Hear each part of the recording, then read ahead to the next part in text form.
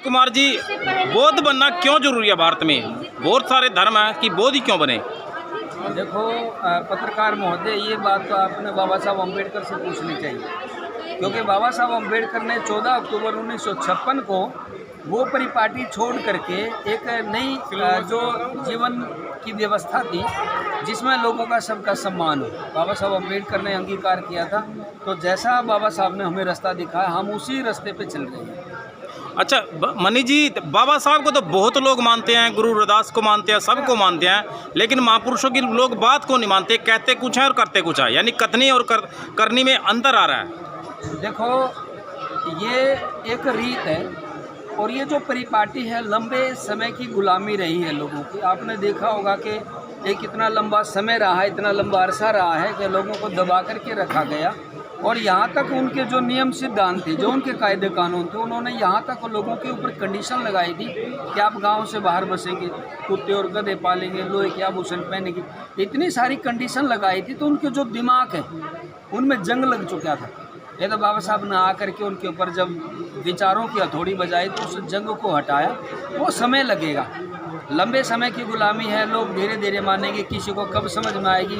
आज आप देख रहे हैं एक ऐसा भी ज़माना था कि लोग बाबा साहब का नाम लेने से डरते थे, झंडा लेकर के चलने से डरते थे, लेकिन आज आप देखेंगे कि हज़ारों की कतारें एक झटके में जब आप किसी चौराहे पर जब भी बोलते हैं तो लोगों की कतार लग जाती है। ऐसा नहीं है, बदलाव आ रहा है, लेकिन थोड़ा सा स्लो प्रोसेस है।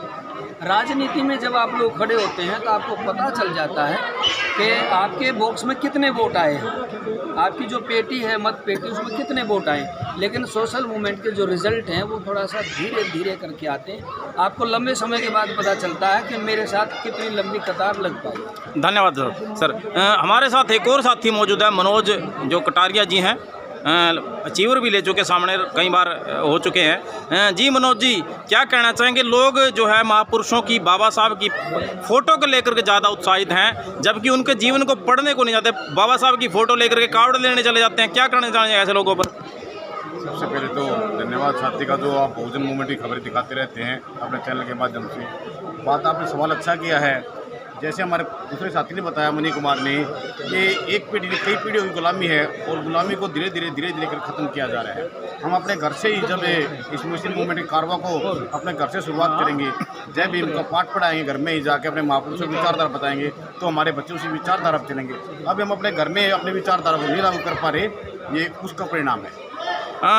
मनोज जी, बहुजन मूवमेंट में जो लोग काम करते हैं, कहीं ना कहीं कुछ लोगों में ईमानदारी और समर्पण की भावना कम नज़र आती है। लगता नहीं है कि वो पूरे दिल से ईमान से काम कर रहे हैं। कहीं ना कहीं हमारा जो वर्ग है वो भटक जाता है थोड़े स्वार्थ के द्वारा। नहीं तो आज देख पा रहे हैं तो इतना बड़ा बनते दिन छोटी सी एक आह्वान किया था, एक छोटा सा कितना बड़ा हॉल है ये, इस हॉल में भी पैर टेकने जगह नहीं बची। तो बहुजन मिशन मूवमेंट है जो उसी की देन है ये कारवा। जी सुशील जी, क्या कहना चाहेंगे? क्या संदेश दिया आज बनते जी ने? जैसे आज बनते जी ने बहुत अच्छा संदेश दिया है।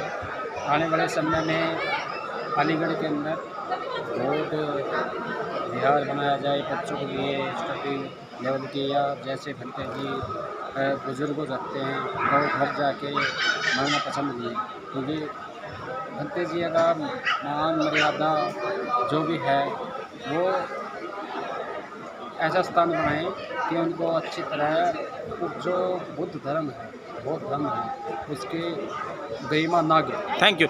हमारे साथ और साथी मौजूद हैं। जी सर, कहाँ से आए, क्या कहना चाहेंगे? आज क्या बनते जी ने क्या चर्चा की सम्मेलन में?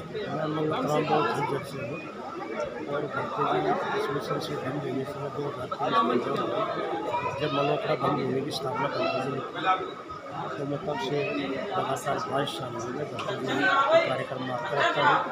अब मुझे लगने लगा है कि बाबा साहब ने 14 अक्टूबर 1956 को जो सपना देखा था भारत को बौद्ध में बनाने का, वो अभी साकार होता हुआ नज़र आ रहा है। और आज का जो ये सम्मेलन था ये बहुत ही महत्वपूर्ण था। अभी वहाँ पर अलीगढ़ में जो बनते जी ने घोषणा की, प्रशिक्षण केंद्र जो बनने जा रहा है BRC, जो साहब काशीराम जी का जो सपना था वो बनते जी पूरा करने जा रहे हैं। उस BRC के माध्यम से हमें बहुत कुछ सीखने को मिलेगा। और इस भारत को बोधमय बनाने में जो है मील का पत्थर साबित है। हमारे साथ एक और साथी मौजूद है, पूछेंगे जी सर क्या कहना चाहेंगे। कुछ लोग समाज में ऐसे हैं, ऐसा प्रचार करें कि बुद्ध, बाबा साहब और गुरु रविदास जी को लेकर वो धारणाएं बना रहे हैं कि उनकी विचारधारा अलग अलग है, क्या कहना चाहेंगे ऐसे लोगों पे?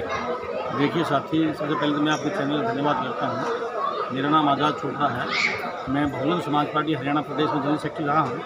वर्तमान में मैं अभी किसी भी पद पर नहीं हूँ, लेकिन मैं ये जरूर कहूँगा कि किसी भी धर्म या धर्म को चलाने के लिए राजनीतिक मंच की भी बहुत ज़्यादा ज़रूरत है। और मैं राजनीतिक लोगों को सभी को ये कहना चाहूँगा कि जो बुद्ध की जो विचारधारा है, कोई बहन जी की विचारधारा, साहब घनश्याम जी की विचारधारा, बाबा साहब की विचारधारा है, जो लोग बाबा साहब अम्बेडकर नहीं सर, जो लोग कुछ लोग बाबा साहब, गुरु रविदास और बुद्ध को अलग अलग समाज में भ्रांति फैला रहे हैं बता करके कि उनकी सोच, उनकी विचारधारा, विजन अलग है। ये अभी देखो, इसमें तो कोई दो राय नहीं कि समाज में दलालों की कमी नहीं है। फूट डालने के लिए हर तरह के ठंडे अपनाए जा रहे हैं। जो मनवाद है देश के अंदर, वो हर तरह के ठंडे अपनाए। बाबा साहब की तरफ भारी संख्या में लोग चल रहे हैं, मूवमेंट से जुड़ रहे हैं, तो उन्होंने अपने ही लोगों को, जो गुरु रविदास जी है जिसकी भी विचारधारा भी बाबा साहब की विचारधारा थी, लेकिन ऐसा नहीं है कि भी ये लोग उनको भी, उनमें भी मनवादी घुसा रहे हैं। और ऐसे ही मनवादी लोग ये प्रचार कर रहे हैं कि बाबा साहब की विचारधारा और गुरु रविदास की विचारधारा अलग अलग है, लेकिन नहीं। बाबा साहब अम्बेडकर सारी विचारधाराएं जो ली है, हमारे महापुरुषों की विचारधारा जो ली है, कहीं ना कहीं गुरु रविदास को भी मिश्रित करके, मनवादीकरण करके एक भक्ति आंदोलन की तरफ धकेला जा रहा है। बाबा साहब ने ये साबित किया है कि संत गुरु रविदास जी, साथियों, बहुजन महापुरुषों की कार्रवाई गरीबों, वंचितों, दलितों की आवाज़ उठाने के लिए व बहुजन समाज की खबरों के लिए हमें आर्थिक सहयोग करें। आपका आर्थिक सहयोग हमें ऊर्जा देगा, यह समाज के मिशन मूवमेंट के काम में आएगा। धन्यवाद। रविदास जी ने कहा कि ऐसा चाहूँ आज मैं जहाँ मिले सभी को मन छोड़ बड़ा संग बसे। रविदास साहब इन्हीं बातों को लेकर तो बाबा साहब अम्बेडकर ने कहा कि हमें ऐसे राज की कामना करनी है, ऐसा हमें राज चाहिए जिसमें सभी का सम्मान हो, गरीब का, अमीर का, ऊंच का, नीच का, सभी का हो। और यही बातें बाबा साहब ने संविधान के अंदर रखा है। तो ऐसा कुछ लोग। धन्यवाद सर। जी अंकल जी क्या कहना चाहेंगे?